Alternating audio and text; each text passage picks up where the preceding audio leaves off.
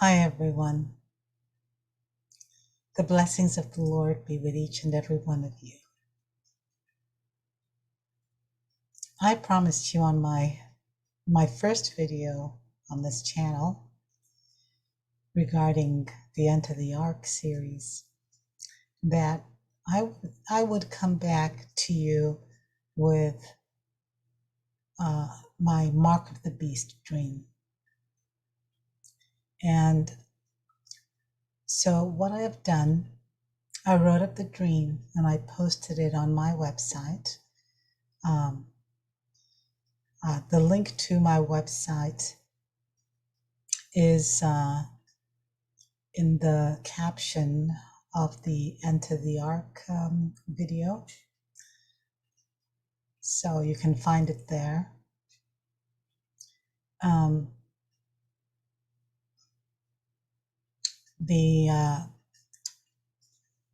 The transcript of the dream is posted on the Dreams and Vision page. And that is what you're going to see in this video is the Dreams and Vision page of my website. So I'll begin with the prophecy of Joel, chapter 2, verse 28 to 29. The Lord will pour out his Spirit, and it shall come to pass afterward that I'll pour out my Spirit on all flesh. Your sons and your daughters shall prophesy, your old men shall dream dreams, and your young men shall see visions. Even on male and female servants in those days I will pour out my Spirit. So that's the promise of the Lord, telling us that he will communicate with us and give us understanding through dreams and visions about what is happening in our world, about how to see clearly and how to understand the prophecy in action that we see in the world around us. Which prophecies do the various events in our lives relate to? It's really important that we understand these things so that we know where we are on the prophetic timeline and we can prepare ourselves according to the guidance of the Lord. So as I was saying in my previous video, I had the Mark of the Beast dream. And this was on June 23rd of 2021. And of course, today is August 12th of 2021.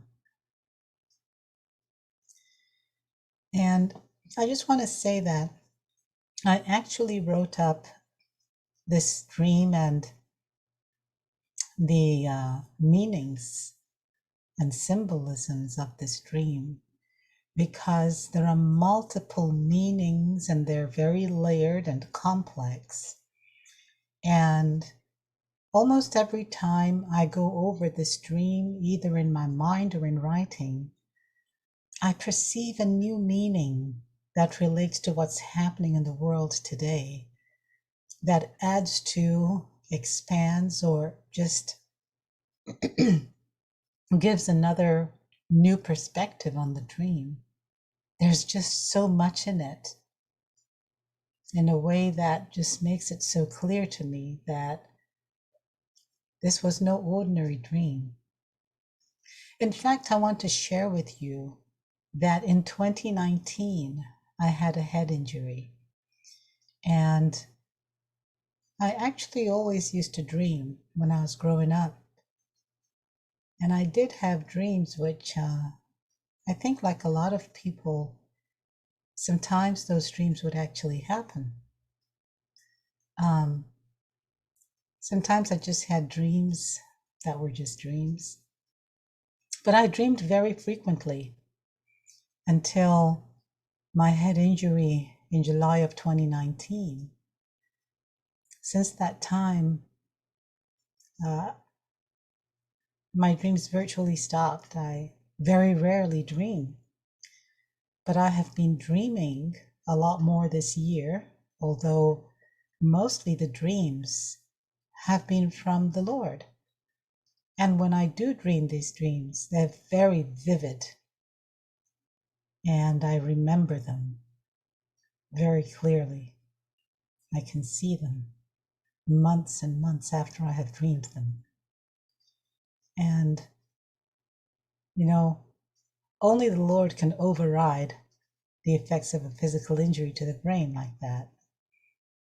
And that is why we must be confident that no matter what is happening in the world today, the Lord can override all those things. They may try to control us. They may try all kinds of schemes. And even as written in the book of Daniel, they will attempt to mingle their seed with the seeds of men. And they will try to mix clay and iron, but they will not cleave together, because that is not God's design. Nothing happens unless it is God's will. And so even as I go through this dream, and it's extremely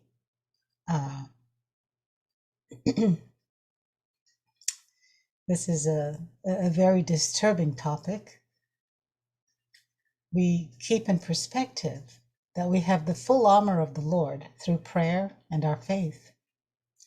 And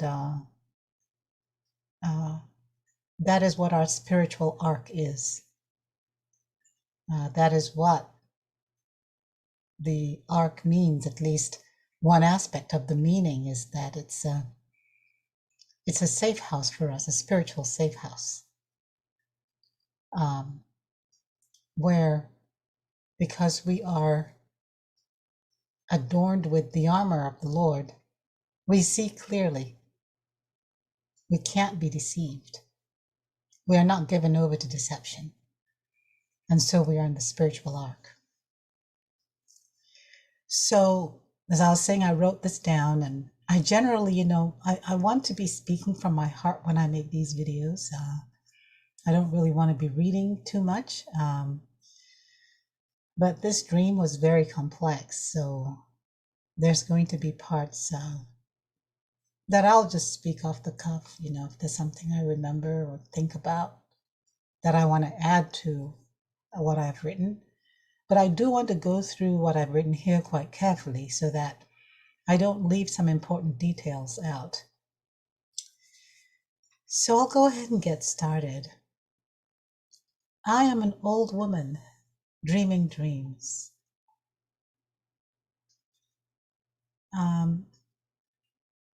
And as I was saying, being that I'm an old woman,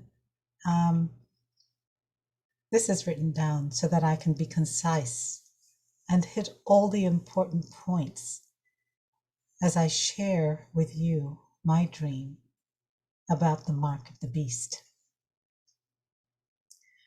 I am moved to share this dream about the mark of the beast. It was God's message to me that the mark of the beast is a reality today. In May and June, as I worked on my website, I prayed and asked God to confirm if the mark of the beast was a reality today, because I wanted the content on my website to be spiritually accurate. And it was during that time that He sent me this dream. It was so vivid, so precise in the metaphors used, that it could only be a dream from the Most High. So on June 23rd of 2021, I dreamed that I walked through gates, a pair of gates, the colors around me, or actually the colors scheme of the gates, is brass and copper, and the style is old world royalty, like, the kind of style you would see on gates at the entrance to an ancient castle. But in the dream, I only have an impression of the gates. They're not prominent, but they are there. In the gated area, which has no walls, there was sand everywhere on the ground. And this is sand which is either on a shore of a sea or sands on a desert. But I get the impression that it's a shore. And it's not hot. In fact, it's very comfortable weather, very mild, and there is no wind. The colors in the dream are soft golden brown, sand, and hazy sky that blends into the sand. I had entered the gated area, and I see that there are some, well, not really small, they're actually long, slender green serpents on the sand, not moving but alive, pale green serpents. The more I walk in the area, the more serpents there are. So I head back for the gates to get out. And I realize as I type the dream in my journal that the autocorrect capitalizes the first letter in the word gate. And I realize that the image, that is, I realize as I'm writing this in my journal, the morning after the dream, that the image of the gates in the dream refers to Bill Gates. This makes sense because it was through the gates that I saw the sand where many, many pale green serpents representing pestilence were laying down, barely moving. They were stretched out, not coiled, nor threatening, nor in attack mode. The serpents represent some things being done in the midst of the sands of the shore. They represent a pestilence of satanic origin. And, as you know, the pale green horseman of the apocalypse is the horseman of pestilence. And we all do understand the association between Gates and the pestilence, as well as the proposed cure. So as I head back for the gates to get out of the area in the dream, I have to avoid stepping on the serpents, but they are multiplying so fast as to carpet the sand that they are difficult for me to avoid. Some of them start to reach or rise up towards me at an L-shaped angle from the ground. The L shape may represent lies. They are agents of deception and death. Their heads are not distinct from their bodies. It's like where the head should be, the serpent's body tapers into an oblong-shaped stump, and there are no eyes nor mouth on these serpents. They are multiplying. It's like the serpents are taking over the sand or occupying its space, replacing the sand. I wake up as I move, as if, that is, in the dream now, I am moving towards the gate as if I'm avoiding hot coals around the serpents to get out through the open gates. And the gates in the dream are always open. They never closed. And so the dream ended. as I headed for the gates to get out. So here are some of the meanings that I understand the dream gives us. So I want to start with the sand. In the dream, the sand is either a shore or a desert, but it's not hot. In fact, it's very comfortable weather. Like I said, there's no wind. The colors in the dream are sort of hazy. I don't really see blue sky, but there is sand stretching as far as my line of vision. The lack of definition between the sand and the sky indicates that what is happening or what is represented by this dream is something spiritual. It's a spiritual battle, inseparable from and part and parcel of the spiritual warfare of the apocalypse. So I used Strong's Concordance to understand the meaning of the sand in my dream. What did the serpents in the sand represent? In Genesis chapter 2:27, it is written, and this is God talking to Abraham, that in blessing I will bless thee, and in multiplying I will multiply thy seed as the stars of heaven, and as the sand which is upon the seashore, and thy seed shall possess the gate of his enemies.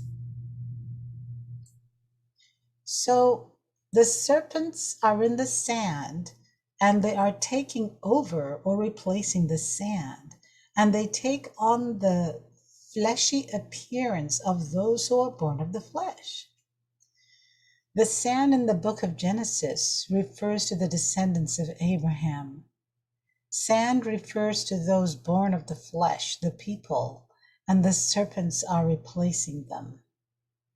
The composition, the very makeup of those amongst whom or within whom the serpents mingle, is actually replaced by the presence of the serpents. And this process of replacement has to do with the gates, the antique gates, through which one can see the pale green serpents of pestilence. These pale green serpents represent the pestilence of the fourth seal of the book of Revelation, where a pale green horseman is riding. And the antiquity of the gates represents the connection to a bloodline that goes back to Nephilim offspring of the fallen angels of antediluvian times. So to me, what the dream is depicting is that during the inception of the mark of the beast in the tribulation, and at the end point or full-blown mark of the beast system in the great tribulation, demons multiply among the seeds of Abraham, and they are able to take possession of multitudes. Note that they possess multitudes, but they do not possess all of the seed of Abraham. And this is what is referred to in the book of Genesis, where it says that the seed shall possess the gate of his enemies. The gate of the enemies will be possessed by the seed of Abraham. So ultimately, this is prophesying the triumph of God's truth and goodness over the evil of Satan. Meaning, of course, that the remnant is saved and ultimately the beast system is destroyed. The gates present in the dream represent Bill Gates. The Bible directly explains what will happen to Gates and his cohort. And as I just mentioned, Genesis 22:17 ends by telling us God's promise, which is, thy seed shall possess the gate of his enemies.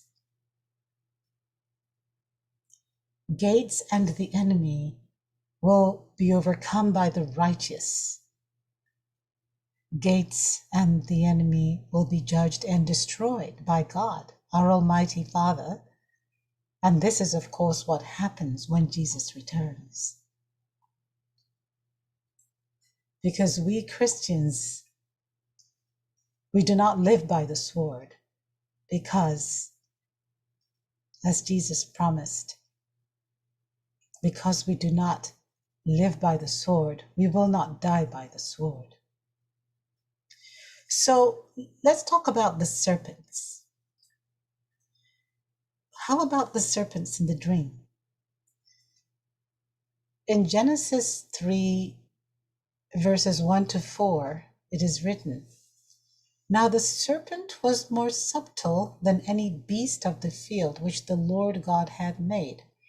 And he said unto the woman, yea, hath God said, ye shall not eat of every tree of the garden? And the woman said unto the serpent, we may eat of the fruit of the trees of the garden, but of the fruit of the tree which is in the midst of the garden, God hath said, ye shall not eat of it, neither shall ye touch it, lest ye die. And the serpent said unto the woman, ye shall surely not die. So notice that the serpent is described as subtle, meaning elusive, restrained, intelligent, faint, obviously not conspicuous. So the antonym is blatant. Satan is not blatant, never.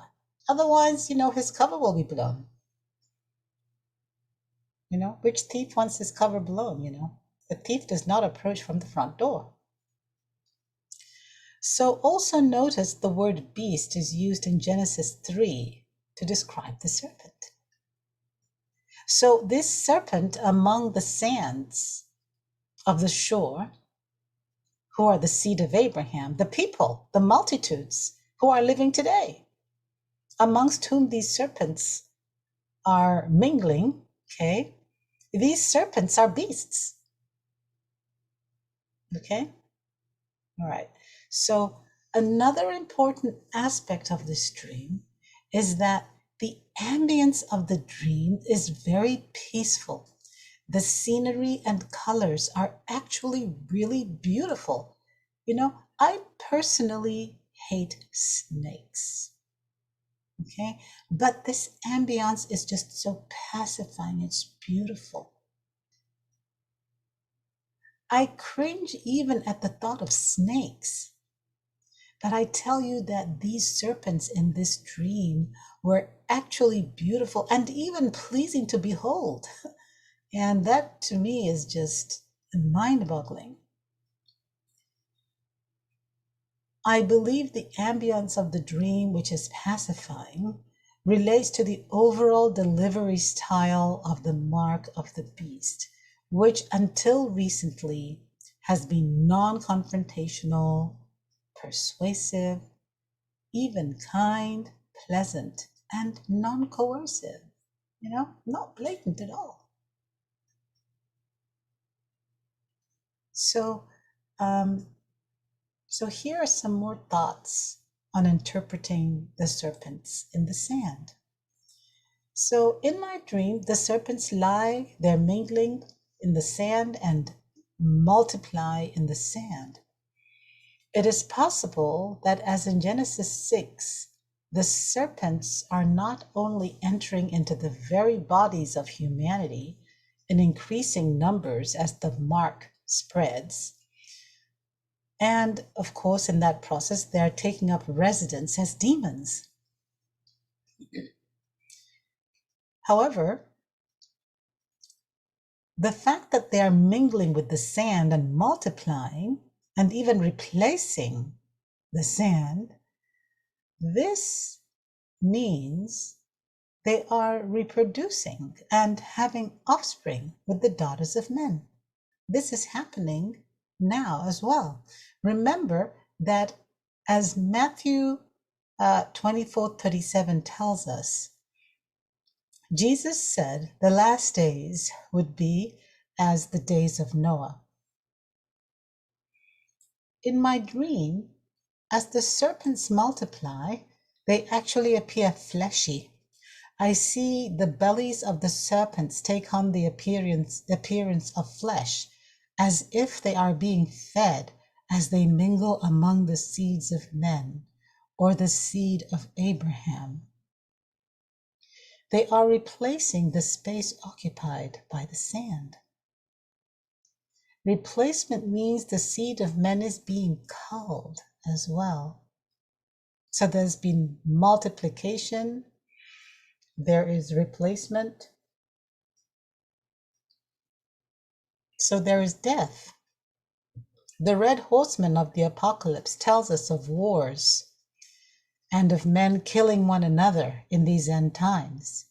And as Revelation 6:9 tells us, we are witnessing the tribulation saints. I am led to think that the fleshy appearance of the servants' bellies as they blend among the sands of the shore also means flesh representing men's vices, representing the fact that the seed of Abraham are born of the flesh. The serpent, as I mentioned before, is the most subtle of God's creation. The mark starts off subtle, and this is confirmed by Revelation 13, which reminds us that the reader must understand or read between the lines. So, the worship in this early beast system starts as a subtle phenomenon. At this stage of the beast system, worship refers to our livelihood. It refers to trusting your money and livelihood and science to sustain you and provide for you, rather than trusting and having faith in Jesus.